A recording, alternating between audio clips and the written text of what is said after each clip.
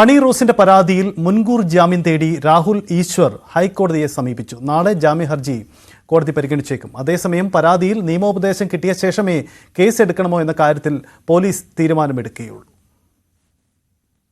ബോബി ചെമ്മണ്ണൂരിനെതിരായ ലൈംഗിക അധിക്ഷേപ പരാതിയിൽ നടി ഹണി റോസിനെ വിമർശിച്ച് രാഹുൽ ഈശ്വർ രംഗത്തെത്തിയിരുന്നു. ന്യൂസ് 18 അടക്കമുള്ള ചാനലുകളിൽ ചർച്ചയ്ക്കിടെ രാഹുൽ ഈശ്വർ നടത്തിയ പരാമർശങ്ങൾക്കെതിരെയാണ് ഹണി റോസ് പരാതി നൽകിയത്. രാഹുൽ ഈശ്വറിന്റെ നേതൃത്വത്തിൽ തനിക്കെതിരെ സംഘടിതമായി നടക്കുന്ന സൈബർ ആക്രമണത്തിൽ നടപടി വേണമെന്നാണ് പരാതിയിലെ ആവശ്യം. പൊതുബോധം തനിക്കെതിരാക്കാനാണ് രാഹുൽ ഈശ്വർ ശ്രമിക്കുന്നതെന്നും ഹണി റോസ് പരാതിയിൽ ചൂണ്ടിക്കാട്ടുന്നു. ഇതുമായി ബന്ധപ്പെട്ട ഫേസ്ബുക്ക് പോസ്റ്റുകളുടെ അടക്കം പകർപ്പുകളും പരാതിയുടെ ഭാഗമാക്കിയിട്ടുണ്ട്. ഈ സാഹചര്യത്തിലാണ് രാഹുൽ ഈശ്വർ മുൻകൂർ ജാമ്യം തേടി ഹൈക്കോടതിയെ സമീപിച്ചത്. ജാമ്യാപേക്ഷ കോടതി നാളെ പരിഗണിച്ചേക്കും.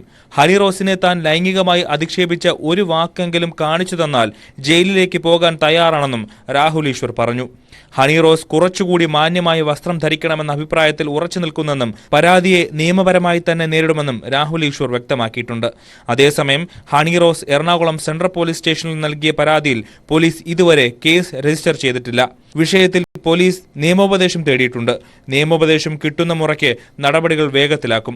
അതിനിടെ ഹണി റോസിനെ അധിക്ഷേപിച്ചതിൽ രാഹുൽ ഈശ്വറിനെതിരെ നടപടി വേണമെന്നാവശ്യപ്പെട്ട് സലിം ഇന്ത്യ എന്ന ചലച്ചിത്ര പ്രവർത്തകനും മുഖ്യമന്ത്രിക്കും പോലീസിനും പരാതി നൽകിയിട്ടുണ്ട്. ബോബി ചെമ്മണ്ണൂരും രാഹുൽ ഈശ്വറും തമ്മിൽ സാമ്പത്തിക ഇടപാടുകളുണ്ടോ എന്ന് അന്വേഷിക്കണമെന്നും പരാതിയിൽ ആവശ്യമുന്നയിച്ചിട്ടുണ്ട്. ന്യൂസ് 18 കൊച്ചി.